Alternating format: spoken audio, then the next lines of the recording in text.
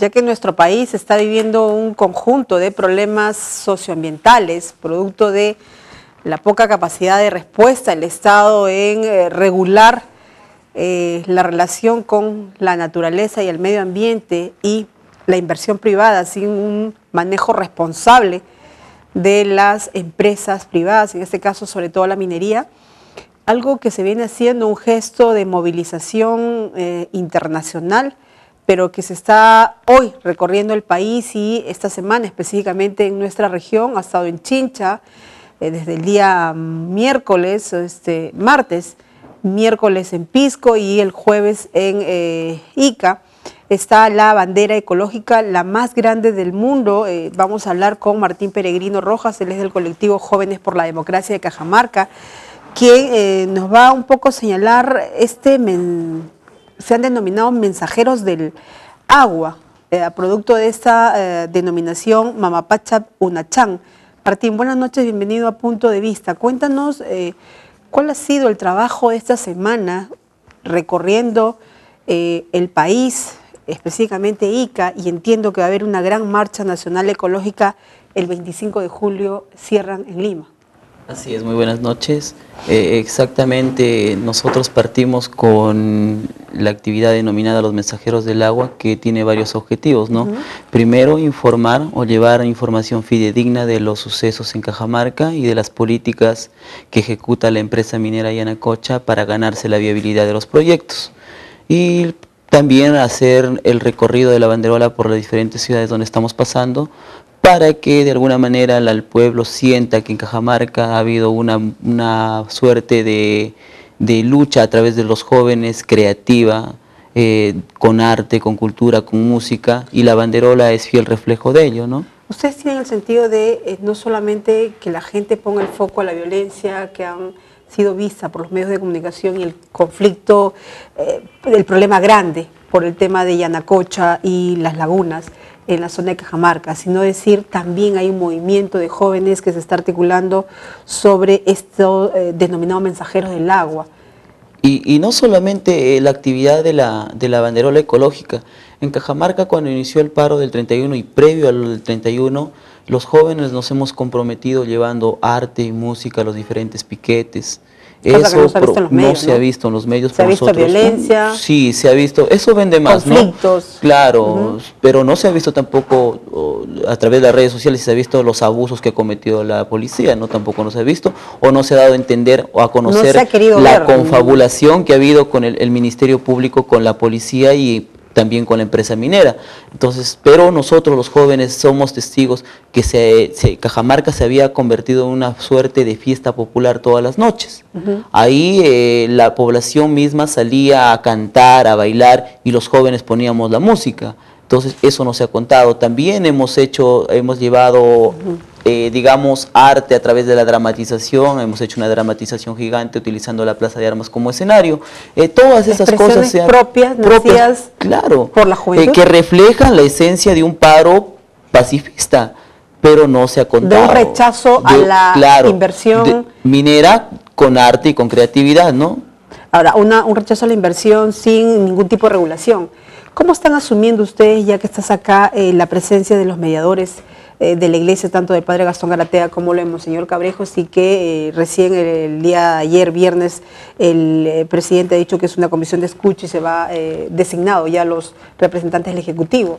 ¿Consideras que hay voluntad política, que esto tiene, sí va a prosperar, o que, cómo ven ustedes este proceso de diálogo? En sí, a Cajamarca y al presidente regional y a los líderes sociales se los ha tachado como intransigentes. La realidad de ello es que el intransigente ha sido el gobierno central. Nosotros en septiembre, a través del presidente regional, enviamos una carta para tocar el tema Conga, porque se veía venir un conflicto social fuerte, ya que la empresa minera Yanacocha siempre tiene este tipo de políticas y ya sabemos los resultados, que siempre terminan en conflictos sociales.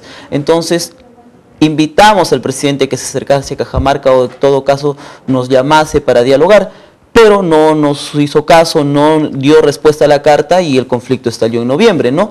En tal sentido, la mesa de escucha es solamente para hacerle conocer los puntos científicos, los puntos técnicos, los puntos legales y los puntos sociales, hasta filosóficos en algún momento, acerca de por qué nos oponemos a Conga, ¿no?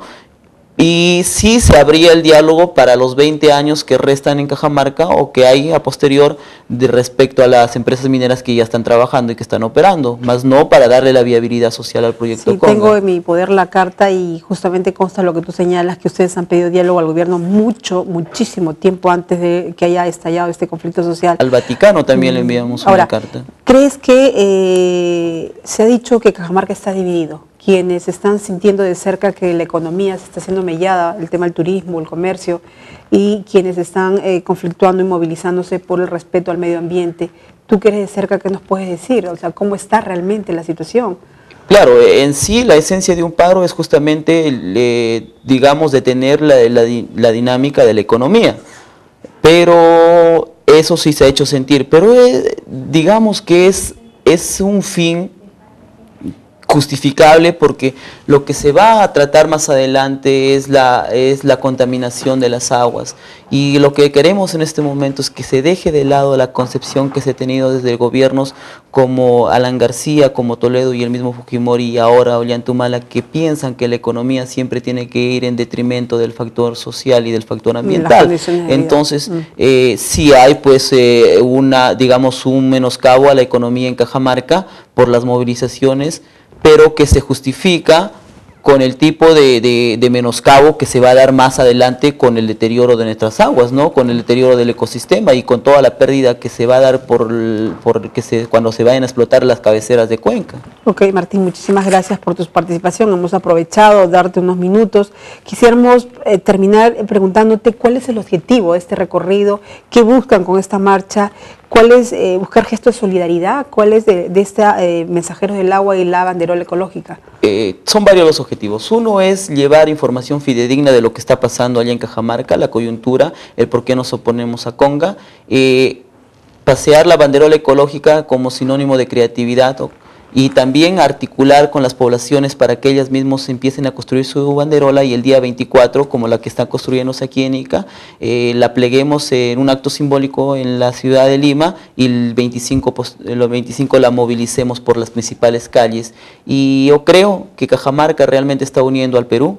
Lo hemos notado nosotros los mensajeros que hemos recorrido el país, porque la fraternidad y la solidaridad para con este pueblo es contundente por parte de todas las organizaciones. Muy bien, Martín, muchísimas gracias. Como tú has señalado, sí hay una solidaridad y un gesto de indignación por lo que está ocurriendo y porque la negociación, esperemos, confiemos que camine para el bien, no solamente de la población de Cajamarca, sino para la gobernabilidad del país, que ya le va generando problemas bastante tensos a este gobierno, que no ha tenido la capacidad de cumplir sus promesas y querer burlarse de lo que ha señalado. Nos vamos a la... tenemos, antes de irnos a la pausa comercial, tenemos una entrevista que hemos sacado esta semana, aprovechando la presencia de Ronald Gamarra, ex procurador anticorrupción, especialista en temas de derechos humanos, dando su posición sobre la cantidad de abusos sexuales, de violaciones que se están dando a los niños y adolescentes, y en el cual el aparato judicial no está tomando en cuenta el proceso y el mecanismo que establece la ley. Escuchemos lo que nos dice el doctor Ronald Gamarra. Bien, vamos a dialogar con el doctor Ronald Gamarra Herrera, director del equipo de incidencia en derecho de IPRODES, especialista en derechos humanos y anticorrupción. Doctor, sabemos que uno de los temas, y a ello se debe también su presencia en la ciudad de Ica, es precisamente abordar sobre la apreciación de la prueba en delitos contra la libertad sexual en niños y niñas adolescentes. Un tema que amerita tocarlos con pinzas, porque ante tantos casos, ante tantas estadísticas de violencia sexual hacia niños y niñas, podemos ver la impunidad que a veces se da dejando en libertad a aquellos abusadores sexuales. Bueno, entre el 2008 y 2010, según datos del Ministerio Público, se han producido más de 70.000 violaciones. Más del 90% de estos actos execrables es en agravio de mujeres y más del 70% en agravio de mujeres menores de edad, ¿cierto? Según la información del propio presidente de la Corte Suprema, el 90% de los casos que llegan a proceso penal terminan con sobreseimiento o absolución, es decir, impunidad. Ese es el tema central, ¿no es cierto? Entonces, ¿por qué está sucediendo eso? Y más allá de ver caso por caso, tiene su propia complejidad. Lo cierto es que hablar del 90% de absoluciones o archivos significa única y exclusivamente impunidad. Y eso atiende a muchas razones. La complejidad del caso no es un tema sencillo, son temas en los que hay mucho prejuicio y no se aborda con enfoque de género ni en atención al interés superior del niño, ¿no? En estos casos, los niños, las mujeres menor de edad, no solo son las víctimas, sino son los únicos testigos del crimen, ¿no es cierto? Entonces hay que darle un valor privilegiado a su declaración. Pese a que existen algunos acuerdos plenarios en ese sentido, uno del 2005 y otro del año pasado, lamentablemente, no siempre, yo diría generalmente, el Poder Judicial no los está aplicando, ¿no es cierto? Y de allí que... ¿Qué pasa por desconocimiento, una mala interpretación de la ley? ¿Qué lleva? Lo primero es que los jueces no conocen ni aplican criterio de género, es decir, reconocer que en la sociedad hay una relación desigual entre hombres y mujeres y que los hombres en ese contexto social abusan de las mujeres, ¿no?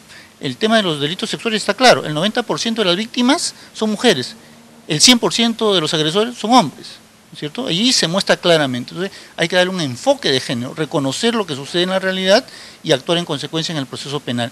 Y lo otro es que, según los tratados internacionales y según el Código de Niños y Adolescentes, en toda decisión del juez debe primar el interés superior del niño. Entonces, sobre esa base hay que construir una adecuada interpretación de lo que es la declaración de las víctimas, mujeres menores de edad, ¿no? Lamentablemente, el juez sigue considerando que la sola declaración es insuficiente, por un lado, y por otro, no le cree a la menor de edad, y en tercer lugar, no se da cuenta que en algunos casos se producen retractaciones, porque es evidente, los agresores usualmente son familiares o vecinos, personas conocidas. Entonces hay una presión sobre la mujer niña, menor de edad, que al final puede desembocar en las retractaciones.